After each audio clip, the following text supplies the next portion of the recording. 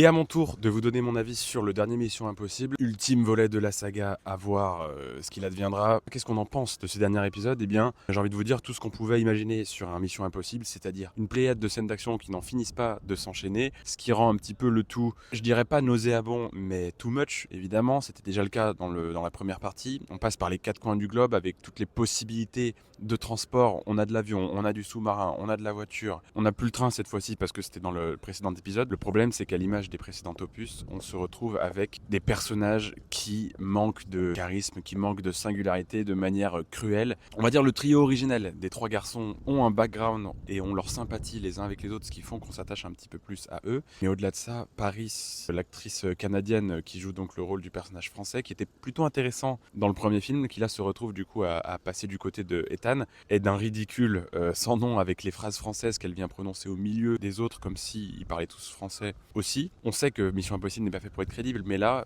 c'est juste étrange qu'elle arrive avec ses punchlines en plein milieu des conversations pour dire des trucs qui ne font pas avancer l'histoire. Son acolyte qui rejoint l'équipe en même temps qu'elle sert à rien du tout, à part apporter ses mains pour retenir une énième bombe dans l'histoire. C'est trop long, c'est certain qu'il y a vraiment 15, 20, voire une demi-heure en trop inutile. Le problème, c'est qu'à toujours vouloir montrer plus, faire plus, il n'y a plus vraiment d'émotion qui se dégage, puisqu'on sait qu'il ne va pas mourir, puisqu'on sait qu'il va s'en sortir, puisqu'on sait qu'ils vont désamorcer la bombe. Le montage sur certaines scènes d'action est digne d'une vidéo TikTok, tant c'est cuté toutes les 3 secondes. On va avoir un plan sur un personnage qui parle, puis on va zoomer sur le personnage qui parle, pour pouvoir dézoomer sur le personnage qui parle, pour continuer d'avoir une action intense et des dialogues qui ne respirent jamais. Donc des fois, c'est vrai qu'on a presque envie de dire 2 secondes. Heureusement, c'est ce qui se passe lors d'une séquence sous-marine. Alors, on dirait vraiment que j'ai passé un moment terrible. C'est pas le cas. On sait pourquoi on va voir Mission Impossible. Et là, en tant que climax de toute la franchise, on se retrouve avec un Mission Impossible sous extasie. Ça va trop loin, c'est évident. Mais j'ai vu ça avec des amis et je trouve que on rigole, ça marche bien. Et j'ai passé un bon moment.